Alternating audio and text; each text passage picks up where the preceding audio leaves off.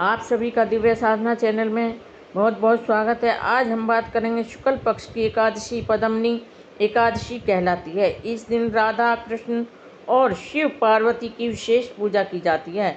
जहाँ तक व्रत के विधि विधान का प्रश्न है, वह यह व्रत भी अन्य एकादशियों के व्रत के समान ही किया जाता है, परंतु दान को विशिष्ट महत्व दिया जाता है। अधिक मास की दोनों एकादशी के दिन धर्मराज युधिष्ठिर ने कहा, हे पुरुषोत्तम, अधिक मास की शुक्ल पक्ष की एकादशी का क्या नाम है और इसकी क्या पूजा विधि है और इसकी क्या कथा है, यह आप मुझे बताइए। भगवान श्री कृष्ण जी ने युधिष्ठिर से कहा कि मैं तुम्हें पद्मनी एकादशी की व्रत कथा सुनाता हूँ। एक समय कार्तिवीर्य ने रावण को बंदी गृह में बंद कर रखा था। तब पुलस्त्य जी ने कार्तिवीर्य से प्रार्थना करके उसको छुड़वा दिया था। इस घटना को सुनकर नारद जी ने पुलस्त्य जी से पूछा, हे मुने, जिस महावीर रावण ने समस्त देवताओं सहित देवराज इंद्र को भी जीत लिया था, उसको कार्तिवीर्य ने किस प्रकार जीतकर बंदी बनाया था? यह वृत्तांत मुझको आप विस्तार पूर्वक सुनाइए। तब पुलस्त्य जी ने कहा, हे नारद जी, पहले आप कार्तिवीर्य की उत्पत्ति का वृत्तांत सुनिए। त्रेता युग में राजा हेय के वंश का कृतवीर्य नाम का राजा महिष्मती पुरी में राज्य करता था। उस राजा की 1000 परम प्रिय स्त्रियां थीं, परंतु उनमें से किसी के भी कोई पुत्र नहीं था। पुत्र प्राप्ति के लिए राजा ने अनेक प्रयत्न किए, परंतु भाग्यवश राजा के पुत्र नहीं हुआ और सब यत्न उसके निष्फल रहे। पुत्र के बिना राजा को सारा राज्य दुख में प्रतीत होता था। कुछ समय बाद राजा को यह ज्ञात हुआ कि तप से भी सभी अभीष्ट फल की सिद्धि प्राप्त हो जाती है। यह सोचकर राजा कृतवीर्य तप करने हेतु वन में जाने की तैयारी करने लगे। राजा को वन में तप के लिए जाते हुए देखकर इक्ष्वाकु वंश में उत्पन्न राजा हरिश्चंद्र की पद्मनी नामक वाली कन्या, जो राजा की परम प्रिय रानी थी, साथ जाने के लिए तैयार हो गई। दोनों ही अपने सुंदर वस्त्राभूषणों को त्याग कर वल्कल वस्त्र धारण करके गंधमादन पर्वत पर तप करने के लिए चले गए। राजा कृतवीर्य और रानी पद्मनी ने उस पर्वत पर 10,000 वर्षों तक तप किया, परंतु फिर भी उन्हें पुत्र प्राप्ति नहीं हुई। तब उस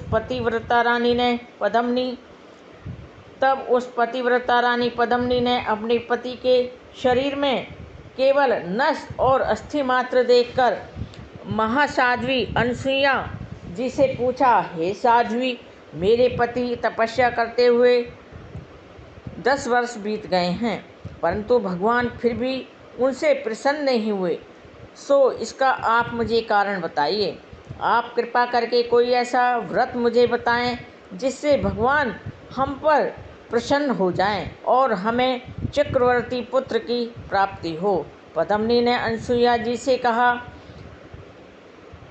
से अनसुईया जी ने कहा, हे सुंदरी, वर्ष के 12 मासों के अतिरिक्त एक अधिक मास भी होता है, जिसे पुरुषोत्तम मास कहते हैं, जो 32 मास के पश्चात आता है। इस अधिक मास की शुक्ल पक्ष में द्वादशी युक्त पद्मनी और कृष्ण पक्ष में परमा नाम की 2 एकादशियाँ आती हैं। शुक्ल पक्ष की पद्मनी एकादशी को जागरण सहित तुम उसका व्रत करो। इस व्रत के करने से भगवान विष्णु तुम पर प्रसन्न होकर शीघ्र ही तुम्हें पुत्र प्राप्ति का वरदान देंगे। इसके पश्चात अनसुईया जी ने रानी से व्रत की सब विधि भी बताई। उसको सुनकर रानी पद्मनी पुत्र प्राप्ति की इच्छा से इस व्रत को करने लगी। वह सदैव एकादशी को निराहार रहकर व्रत करती और रात को जागरण भी करती। व्रत के समाप्त होने पर भगवान विष्णु प्रसन्न होकर गरुड़ पर बैठकर उसके पास आए और उससे वर मांगने के लिए कहा। रानी ने इस पर उनकी स्तुति करते हुए विनयपूर्वक कहा, हे महाराज, आप मेरे पति को वरदान दीजिए। भगवान बोले, हे सुंदरी, मलमास के समान मुझको और दूसरा कोई मास प्रिय नहीं है। इसमें एकादशी का जो व्रत तथा जागरण तुमने अनसुईया जी के कथानुसार किया है, उससे मैं बहुत प्रसन्न हूँ, इसलिए मैं तुमसे अत्यंत प्रसन्न हूँ। ऐसा कहकर संसार के दुखों का नाश करने वाले भगवान विष्णु ने राजा से कहा, हे राजन, जिससे आपका मनोरथ सिद्ध हो वह वर मुझसे मांगो। तुम्हारी पत्नी ने मुझको प्रसन्न किया है। तब राजा कृतवीर्य ने सर्वश्रेष्ठ और यशस्वी पुत्र का वर मांगा और कहा, हे जगदीश्वर, हे प्रभु, मेरा पुत्र ऐसा परमवीर हो कि आपके अतिरिक्त देवता, मनुष्य, नाग, दैत्य, राक्षस आदि किसी से भी न मरे। राजा की बात सुनकर और वरदान देकर भगवान विष्णु अंतर्धान हो गए। इस वर के प्रभाव से पद्मिनी के कार्तिवीर्य नामक तेजस्वी पुत्र उत्पन्न हुआ। तीनों लोकों में भगवान विष्णु के अतिरिक्त उनको जीतने में अन्य कोई समर्थ नहीं था। तब यदि 10 कंधर रावण कार्तिवीर्य से पराजित हो गया तो इसमें कौन सी आश्चर्य की बात है, क्योंकि महाबली कार्तिवीर्य देवताओं के भी देवता भगवान विष्णु के वर से उत्पन्न हुए थे। अतः रावण पर उनकी विजय कोई आश्चर्य का विषय नहीं था। नारद जी को इतना बताकर पुलस्त्य मुनि अपने आश्रम को चले गए। श्री कृष्ण जी ने आगे कहा, हे राजन, यह मैंने मलमास की शुक्ल पक्ष की पद्मिनी एकादशी की व्रत का महामात्य तुमसे कहा है।